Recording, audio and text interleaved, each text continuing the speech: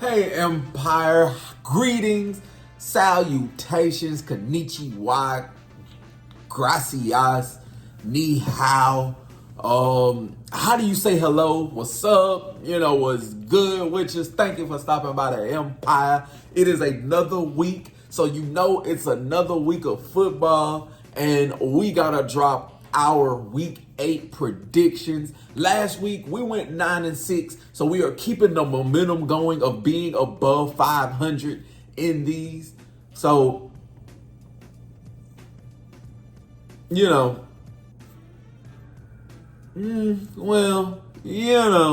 gonna try to keep that momentum going. This week we have a bunch of good games, or games that I would want you to keep your eye on. Like Tampa Bay and the Falcons is a game that I want you to keep an eye on. The Jets and the Patriots is a game. The Rams and the Vikings that is kicking off this week's games on Thursday night is a game I want you to keep your eye on, and so much more. But without further ado, I'm going to go and get in these predictions. If you're new to the channel, go ahead and drop a subscribe and share with everybody that you know. If you're not new to the channel, thank you for being a loyal member to this empire. Share, like it, help the empire grow every day. I do appreciate y'all. Let's get into this football week. Starting us off, kicking off this NFL week is Minnesota Vikings coming off of their first loss of the season, taking on the Los Angeles Rams, who is coming off of a nice win themselves. And tell it to take, we have 5-1 taking on 2-4. I want to say 2-4, 2-5. We have the Rams shopping Cooper Kupp openly. And we have the Vikings trying to get the momentum back because they don't want a gap to form between them and the Lions, because then they're not going to get that back. They're not going to get that back. But we have to drop our predictions here, and I'm going to go with the team that's playing better right now. Even though they just lost, I'm going to go with the Minnesota Vikings to take the dub over the Los Angeles Rams. Nothing that the Los Angeles Rams have shown me has given me hope that they can beat a good team like this. The Vikings defense has been a little wishy-washy throughout the season. They ran into a good test with the Lions. They started off pretty slow, but they picked it up in the second half and was going to get the win before Jared Goff was able to walk down the field and get the dub. But that's neither here nor there. And there was also a rumor going around that they were going to trade Matthew Stafford for Sam Darnold. I don't think that they should do that. I mean, they might. I believe they can. I believe they can in a way. But we're going to go with Minnesota. We're going to lock it in there. Next, we have Baltimore taking on Cleveland. And Deshaun Watson just went out for the season. I'm not betting for Cleveland. Now, Nick Chubb is going to have a nice game. They're going to rely on him extremely heavy, which is bad because he just came off of an injury. But the way that the Baltimore Ravens are playing, if you saw my recap of week 7, they are the best team in the AFC right now. I know that the Chiefs are undefeated, but you cannot honestly tell me that the Chiefs have been playing their best football right now. This isn't a Chiefs conversation, so we're not going to take it there. But we're talking about Baltimore versus Cleveland. We are going to take the Baltimore Ravens and the MVP, Derrick Henry. Y'all thought I was going to say Lamar. No, Derrick Henry is the MVP of this league. It's not just a quarterback. It's not just a quarterback award. Give that award to Derrick Henry. Next, we have Tennessee taking on Detroit. Tennessee is on that list of teams I don't bet against. I don't bet with until they show me something. And they're going against the Lions, who is by far the best team in football right now. So, Detroit. Dan Campbell isn't going to allow them to play down to the competition. Now, it might appear that way, but Dan Campbell is not going to have them play down to the competition. They still have, Will Levis. They just traded D-Hop. Nope, not Tennessee. Nope, not Tennessee. Detroit, Arizona, and Miami. Shit. Ooh. I'm gonna go with Arizona. Until Tua come back, I'm not picking Miami for anything. So I'm gonna go with Arizona. Arizona needs to find a way to use Marvin Harrison Jr. He had another wide open route where he could have walked into the end zone and Kyler Murray missed him. Now, granted, maybe he was running for his life. That offensive line is not good, but Marvin Harrison Jr., I'm sure is disappointing a lot of fantasy teams. But they take on the Miami Dolphins with Jalen Waddle and Tyreek Hill, also disappointing a lot of fantasy teams. That's why I had, man. But until they get a quarterback, I'm not voting for them. I'm not picking the Miami Dolphins. So we're going to have to go with the Arizona Cardinals. We'll go for the New York Jets taking on the New England Patriots. And this was on one of my 3 games to watch, but only because if the Jets lose this, I feel like their season is over. Because if they lose this, they drop down to what, 2-6, 2-5. I don't think they had a bye week yet, so I think they'll drop down to 2-6. They're not gonna win 8. They're not gonna win 8 straight. They are not going to win. This is their easiest game. They have to win this game in order to get the momentum. So if they lose this game, it's all said and done. That's why I put this as a must watch. But we're still gonna go with the Jets because the Patriots have hurt me since the first week of the season. No, since the second week, because I picked them to do the upset. They did the upset, and they haven't done shit since. So I'm not picking the Patriots. They are on my not pick list until further notice. We have Tampa Bay taking on the Atlanta Falcons, and this one was another one that I put as a must-watch game. This is a division match. They are fighting for the number 1 seed in the NFC South. But Baker Mayfield is going to have to go into this game with the handicap because he has lost Mike Evans for at least a month, and he has for sure lost Chris Godwin for the rest of the year. If I was Tampa Bay, I would be calling for Cooper Kupp right now. Right now. Tampa Bay, call for Cooper Kupp. You just lost Chris Godwin. Put Cooper Kupp in that spot. And he can still go outside, so when Chris Godwin come back next year, you can interchange all 3 of those receivers. Baker Mayfield was having an MVP season before that game, and who's to say that if Mike Evans did not go out early in the game, that his performance wouldn't have been a little bit better. But then you go into the Falcons, who are also 4-3. Like I said, they're fighting for the number 1. They are on the other end of that spectrum because they do have a division win. I think they are 3-0 in the division right now. And if they get this, they make some 4-0 in the division, which puts kind of like a weird chokehold on the division, even though they would just be 1 game apart. That's what makes this game so intriguing as a must watch. If we are going to go with my prediction, I am going to. This is probably my one hopeful pick this week, and it's Tampa Bay, and it's not only because, but a big part is I have Baker Mayfield as my quarterback on fantasy, so I'm sure if they win, he's slinging that thing, but he doesn't have any receivers to throw it to, so I'm kind of skeptical about how this is going to turn out. But in Baker, I trust, and they got to get their get back because they should have won that overtime game a couple weeks ago on Thursday Night Football. They didn't, so get that get back. But Buccaneers, we're going to lock it in. We have Chicago taking on the Washington Commanders. If JD plays, I'm going with Washington. If JD doesn't play, I'm going with Caleb Williams. This was the third. It's crazy that they're all on the list like this. This was my third game to watch heading into week 8. Because these are 2 teams that no one had any playoff implications for. Nobody had really like any type of hope for, and you take the number 1 and number 2 overall draft pick, put them on these teams, and they are 5-2 Washington, and then 4-2 Chicago, respectively.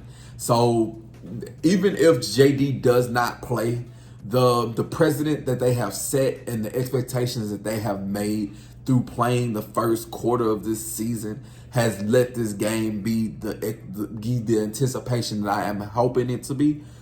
But as I stated, if JD plays, I'm going with Washington. If JD does not play, I'm going with the Chicago Bears. That is my one caveat for this game. JD is week to week, and we're going to have to go there. Next, we have Green Bay taking on Jacksonville. I'm picking Green Bay. Jacksonville doesn't get no picks for me. They are abysmal. I should have picked them last week. They went against the Patriots, but I went with the Patriots instead, and look what that got me. But we are going to go with the Green Bay Packers, who just came off of a great, tough, hard-fought walk-off victory over the Houston Texans. Jordan Love beat C.J. Stroud. I know it's a team game, but you always go to quarterbacks. He outplayed him. I think C.J. Stroud only threw for like 80-something yards. Abysmal performance. And they still had a chance to win the game. So they're going to learn from this and keep going. But it's more or less I don't trust Jacksonville as opposed to I trust Green Bay. So we're going to lock in Green Bay as our pick. We have Indianapolis taking on Houston. For some reason, I think Houston lose 2 in a row. I think they lose 2 in a row. They lose this one at home, and they have to reconfigure something. They have to get back on track.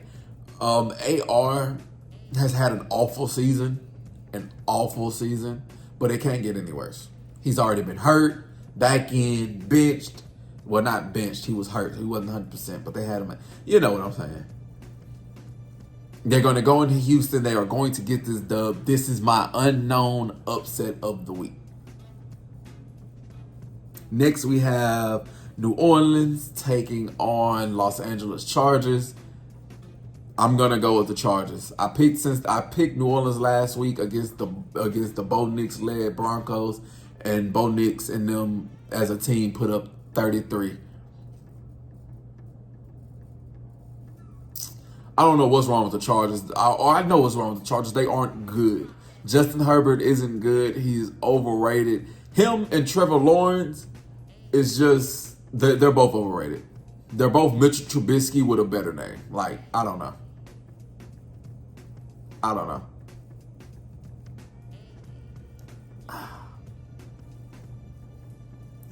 I'm going with the Chargers. We have a game that could be potential game of the week. We have the Buffalo Bills taking on the Seattle Seahawks, and both of these teams are leading their divisions respectively. AFC East 5-2 Buffalo. Then you have the NFC West. I want to say 4-3 Tampa Bay, 4-3 not Tampa Bay, Seattle Seahawks. And with this, I think that Josh Allen continues his momentum, and I think he throws his first pick this game. But they are going to overcome the Geno Smith-led Seattle Seahawks and go home with the dub. We're going to lock in the Buffalo Bills. Next, we have Philadelphia taking on the Cincinnati Bengals. I'm not going to harp too much on this one. This one is close to my heart. I'm going to go with Philadelphia. Only because, yes, the Cincinnati Bengals have won, I want to say, 3 straight?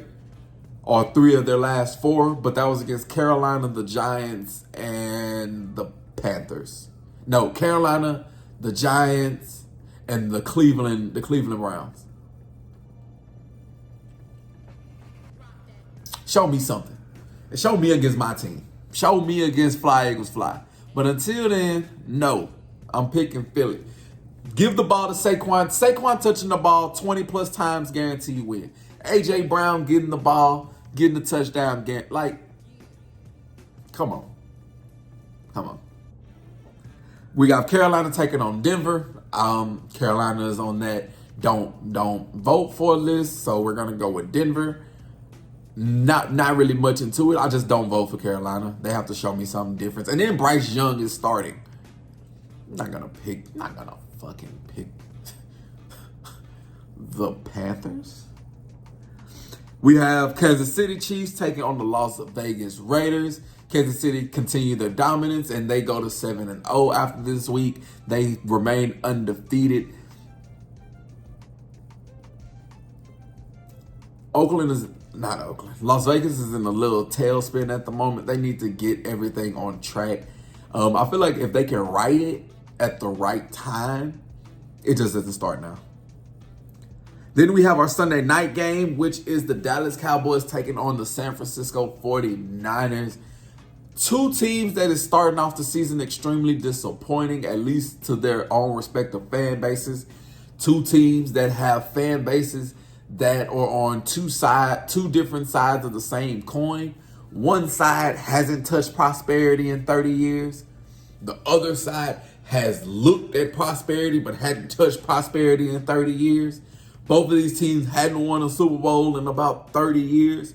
Both of their fan bases are extremely toxic. They are two sides of the same coin. We just disrespect Dallas more because they haven't touched the Super Bowl.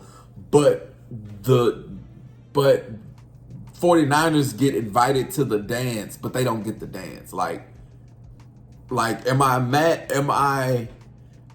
Why are we looking at the people who don't get invited as opposed to the people that get invited, but they don't get the dance? They're just here to look. But we have to choose a winner here, and I'm unfortunately going to pick the Dallas Cowboys because they have to do something. They have to write something on track. If Dallas loses this game, I'm just not going to vote for them against a powerhouse team. I don't think the 49ers are a powerhouse team this year, but they still have the Shanahan. They still have Brock Purdy, who I believe is a nice quarterback. They have a nice defense. A little wishy-washy this year. Hadn't been as strong and dominating and suffocating as I was expecting them to be. But you can't be great every week. So I completely understand. But we are going to go with Dallas. And then we go into our Monday night game, which is Pittsburgh taking on the New York Giants. And we don't vote for the Giants. So Pittsburgh, this is going to be an easy choice. I don't need to go deeper into that. No, Diddy. I'm just going to pick the Steelers. So there you have it, Empire. We have unknown picks for the Week 8 NFL season. And I'm going to run down them one more time for you. We have the Vikings beating the Rams, Baltimore over Cleveland, Detroit over Tennessee, Arizona over Miami, the Jets over the Patriots, Tampa Bay over Atlanta, Chicago over Washington if JD does not play. If JD plays, I'm picking Washington over Chicago, Green Bay over Jacksonville, Indianapolis upsetting the Houston Texans, Chargers over New Orleans. We have the Buffalo Bills beating the Seattle Seahawks, Philadelphia beating the Cincinnati Bengals, Carolina losing to the Denver Broncos. We have Raiders losing to the Kansas City Chiefs. We have Dallas taking the victory over the San Francisco 49ers. And we have the Pittsburgh Steelers rounding out Week 8, defeating the New York Giants. Do not take these picks to your local gambling sites. I am just doing this for the fun and the love of the game within the unknown mind of my psyche. You're more than welcome to leave comments of who you think are going to win this week. You're more than welcome to tell me how you hate or like my list and how you feel as though about it. I do appreciate you for stopping by. Don't forget to leave a like, share, and subscribe, and check out any other video that you might enjoy. Reach out to me on all platforms. You're always welcome. All are welcome. Thank you. You have a blessed one. I will see you when I see you.